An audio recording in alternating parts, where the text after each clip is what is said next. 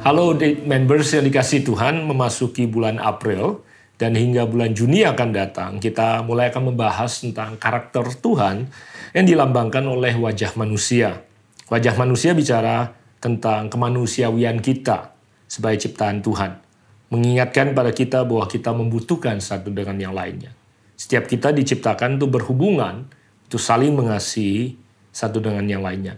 Dan khusus untuk bulan April ini kita berikan judul atau tema compassion, berbelas kasihan. Penting sekali untuk kita membahas ini di zaman sekarang, terutama di mana kita hidup semakin mementingkan diri kita sendiri. Semua kita sibuk mengejar keberhasilan, kesuksesan, pencapaian diri kita masing-masing, sehingga kita lupa akan orang lain yang ada di sekitar kita.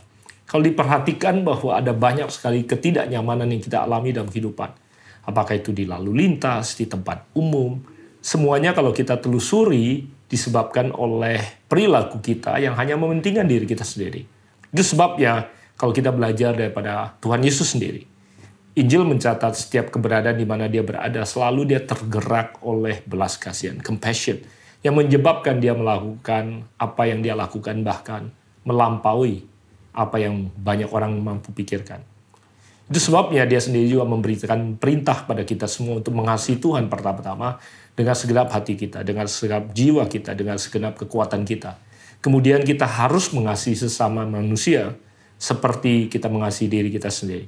Itu sebabnya di dalam Matius pasal ke-25, pada saat dia menceritakan perumpamaan tentang akhir zaman, pada saat dia kemudian menceritakan tentang seorang raja yang kembali dan memisahkan antara kambing dari domba. Dikatakan domba diarahkan ke sisi kanannya dan kambing diarahkan ke sisi kirinya. Domba adalah representasi daripada kita, anak-anaknya.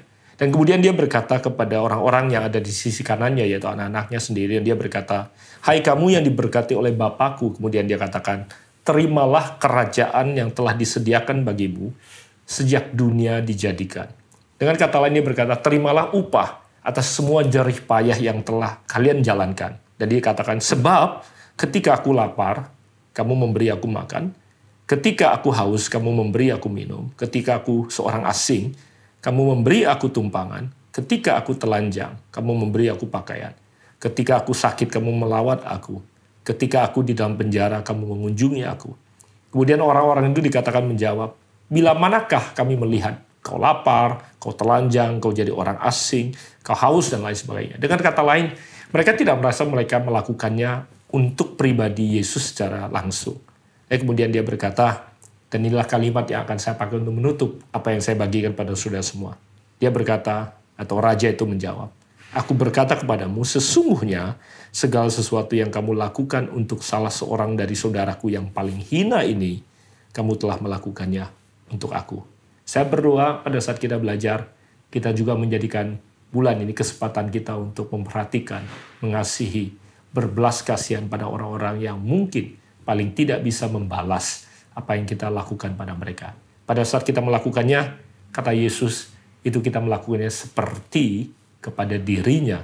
Dan itulah yang akan menjadikan kita anak-anaknya, domba-dombanya yang akan dimasukkan ke dalam kerajaannya. Selamat melatih, selamat melayani, selamat berbagi, selamat berbelas kasihan. Tuhan Yesus memberkati.